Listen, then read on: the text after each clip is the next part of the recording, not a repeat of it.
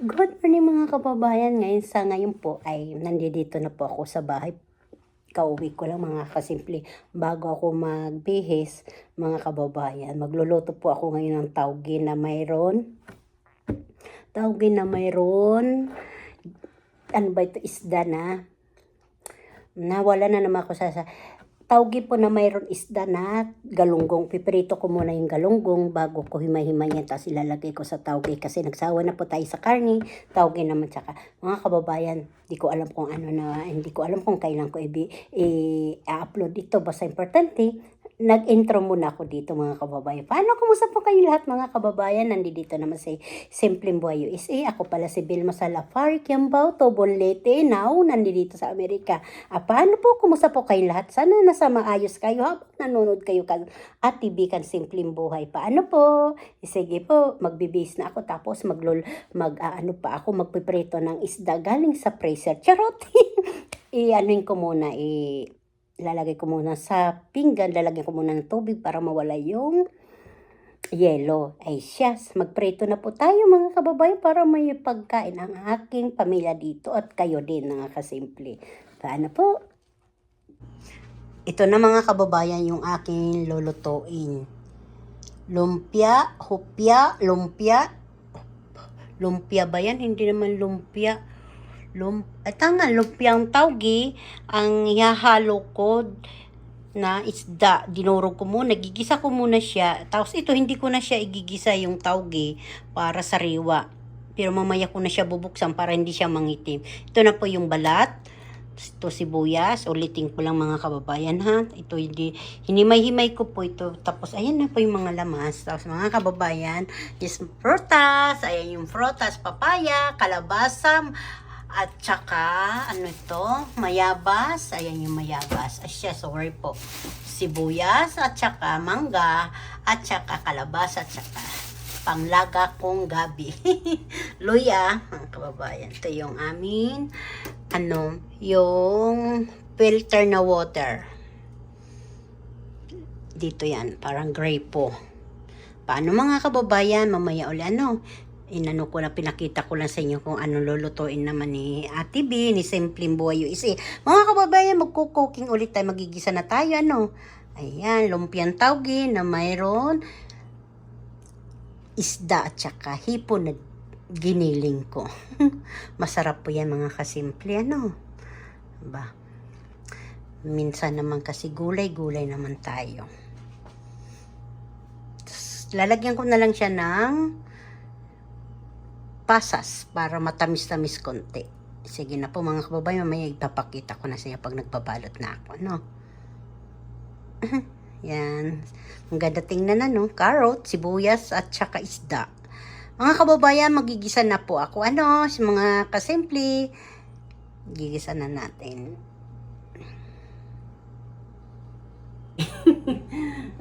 Lumpia tayo ng tauge ito. Hindi ko na siya tinanggal muna sa plastic dahil mangingitim yung dolo. Kasi hahanginan yan. Magigisa muna ako mga kababayan ng sibuyas. Sibuyas muna. Mga kababayan, kumusta po kayo? Magluluto na tayo. Ito sibuyas. Para sabay-sabay na po. Ito yung pinaggisahan ko ng may lumpia, tapos ito yung dinaing na bangos mga kasimple. Diba? Pag ayaw na yung lumpia, may dinaing naman na bangos. Lalagyan ko muna ng kasimple sibuyas. Sibuyas, bawang. Mas masarap pag marami. Ayan. Yan, lalagyan ko na siya ng butter. Depende po yan sa inyo kung gusto yung butter o kasi dagdag to pampalasa din sa lumpiang tauge. Teka. Lumpiang tauge, pag may butter, lagyan. Pag wala, okay lang po mga kababayan. Gisa nyo lang.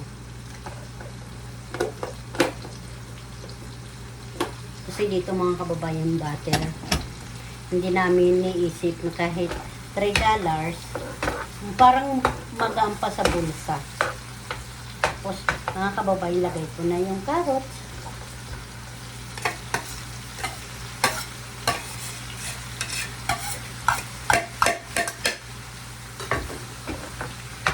Tapos yung isda. Yang ihalo ko sa tawgi para malasa talaga.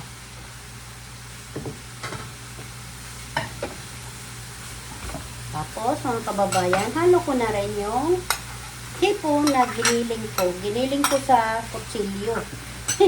Kutsilyo. Tapos, mga kababayan, lagyan ko na siya ng Knorr cubes na isa. Para maluto agad. Knorr cubes to, ha? Durogin na natin para hindi mahirapan isang piraso, isang buo, mas malasa. Tapos kukunin ko, mga kababayan, yung pasas. Pasas, namin sa ilalim ang pasas. Kailangan, mga kababayan, masustansya yung ating lulutoy para sa mga anak natin, sa pamilya natin, para lagi masigla ba. Yeah.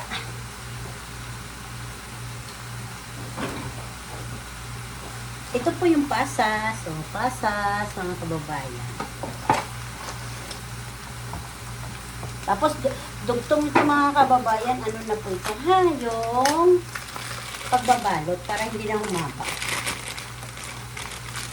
Hindi na ito hugasan, mga kababayan. Direktan nyo na lang yan kasi nakakaob na, ano naman siya.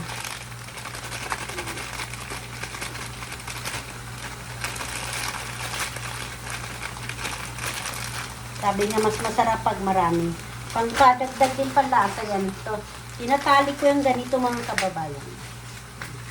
Yeah. Ang bango-bango. Tapos, ayan natin yun. Off muna natin, mga kababayan, baka masunog.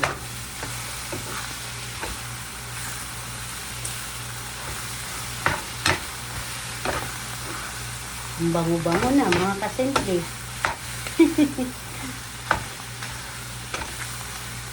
Diba? Lagyan na lang natin mga kasimple ng paminta. Pamintang durog. Kung wala dyan sa inyo buo, durogin nyo na lang. Tsaka bitsin. Mga kababayan, pampalasa din yan.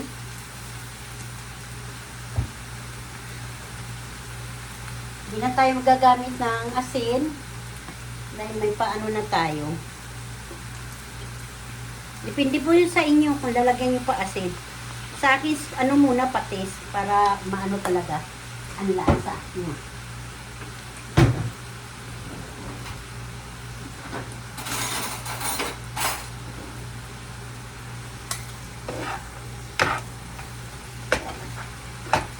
Hindi na natin siya masyado yung mga kababayan. Durogin. Lagay natin yung beans. Para ka rin mga kababayan, ba yun? Yung relleno. Dagdag lasa yan. Depende po yun sa inyo. Pwede din kamuting sweet potato. Kaso wala ako kamuti. Ito na lang. Din naman to. Pangdagdag ko ng lasa. Ay siya, mamaya uli mga kababayan, hahaba na naman to, haluin ko lang to, Alam nyo na, pinakita ko ng paggisa, no? Makita nyo, gaano, Sana hindi ko pala sinabay yung malulutong gusto yung hipon, okay lang. Naandyan na eh. Hindi na natin pwede babawiin. Charot.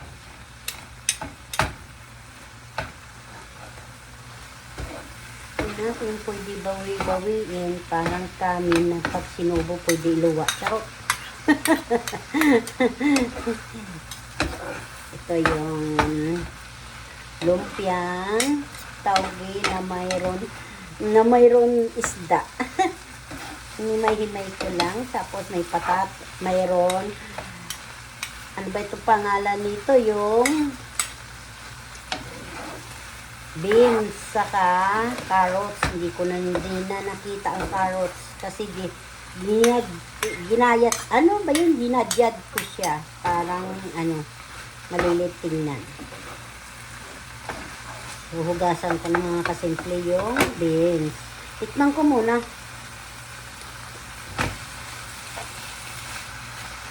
Yung simple parang matabang. Lagyan natin asin.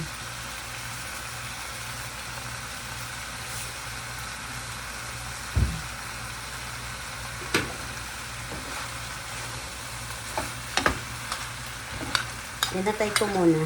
Lalagyan ko na ito ng ano.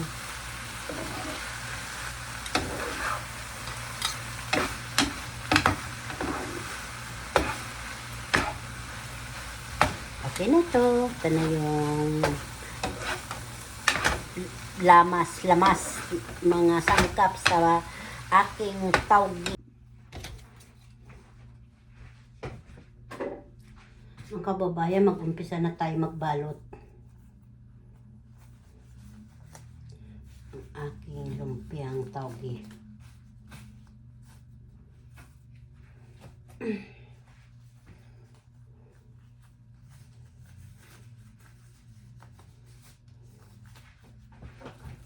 Dito na ako ayoko makaupo. Kasi pag nakaupo, hindi ako makakatapos. Manunod sa TV. Tapos, alam mo naman ang gagawin. Dito na.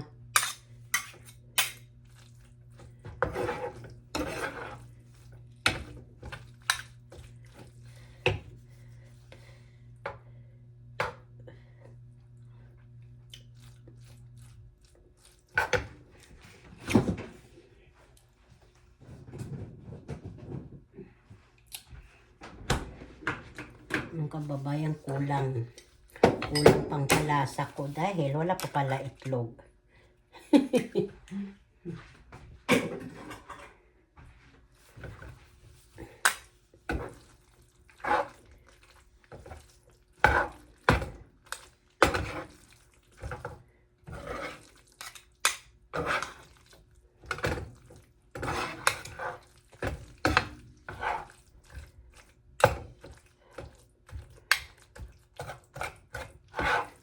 Buti nakita ko hindi pa pala naduduro ko ito yung flour cubes.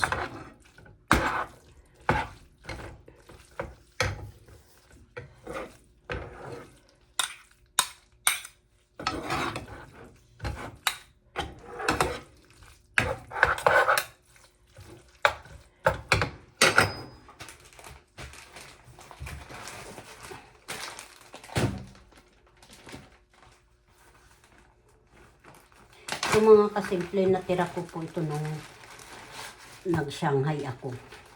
Buti ka mo, maganda pa rin siya.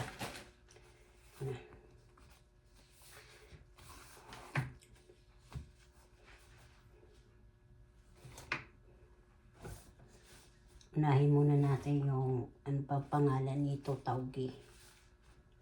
Tapos yan.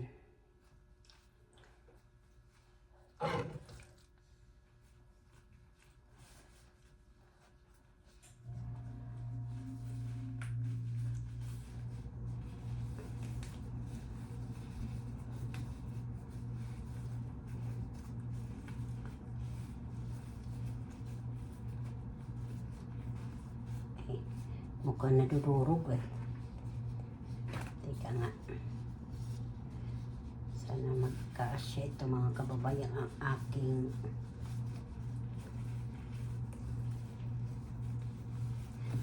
balat na tawgi.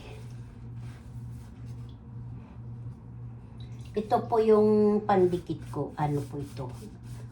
Yung ano ba yung cornstarch. Nilagyan ko lang siya ng tubig. Hindi maligam-gam.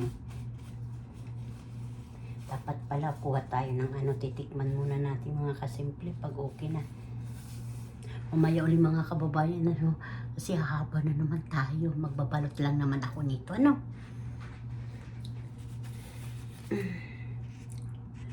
Mga kababayan, mga kasimple, ito na yung lumpiang tawgi at saka yung natira.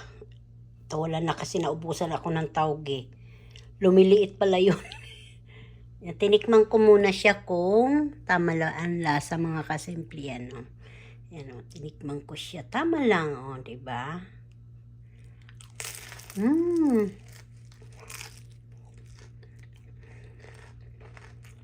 Malutong. May merienda ka na, may ulam ka pa. Tauge, gulay, tsaka isda.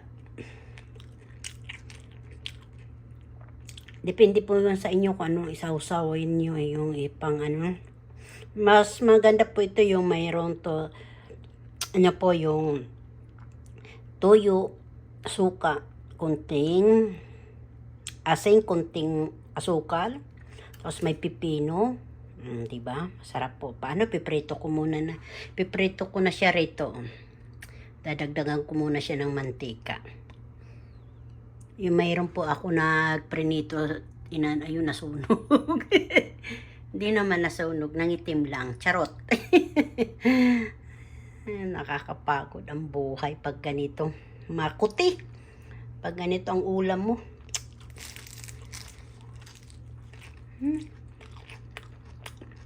Masarap naman po. Mga kasimple, magpipreto na po ako. Ang aking tauge lumpia. Ito. Unahin ko lang yung mas malambot ang balat. Kinamay ko na, malinis naman yung kamay ko ha. Gusto ko yata ito mga kababayan, ilagay na sa rep yung iba. Tama na. Mga kababayan, dito ko na ito tatapusin.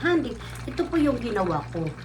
Nasunog yung tinikman ko. Titikman ko na para nakita nyo yung kinakain ko talaga, ha?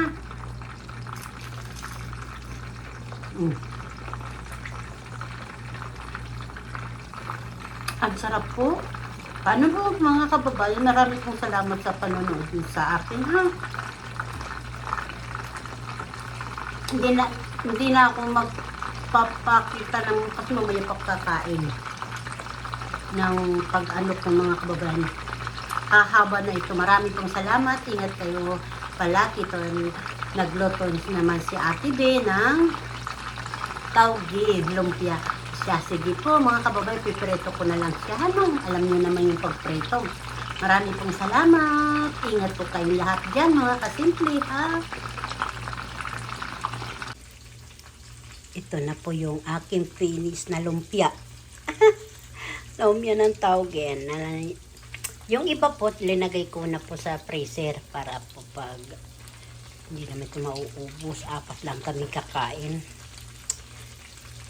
Sarap talaga kasi pag nanonood ka ng TV, may manguyang-nguya ka kaya ganyang karami ang aking linutong mga kasimple.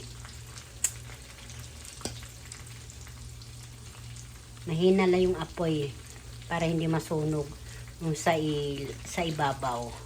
Yung maluto sa ilalim. Kailangan ganyan lang yung apoy.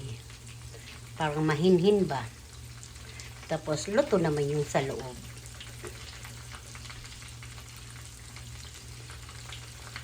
Is mga simple sekreto lang para malutong yung ating priniprito. Pag lalagay nyo yung mantika, paglagay nyo yung mantika, lalagay nyo ng suka. Huwag masyadong suka, marami ha, kunti lang. 3 patak o kalahating kutsara kasi hindi naman yung paksiw. Baka maging malasa yan, sa paksiw. Kunti lang, tapos yun ang sekreto. Kahit 3 araw po malutong pa rin. Asya, sige na po. Kahit isda, yung isda po, pipreto, ganun din po. Kung nagsawa na kayo lagyan ng harina, isda, lalagyan nyo muna ng mantika, tapos suka, para sabay uminit. Huwag nyo ilalagay yung suka na mainit na yung yung mantika, bubula po yan. Aba, matataranta po kayo kasi aapaw yung mantika. Kailangan sabay po, ha? Ay siya, sige na po. Yun ang sabi ni Ate B, ni Simple. Yan. Tapos yan, malutong po yan. Kumain na po ako kanina eh. Busog na po ako. Ito pa ngayon natira, nakatatlo na ako. Ayan o, nakatatlo na po ako. Grabe, sarap.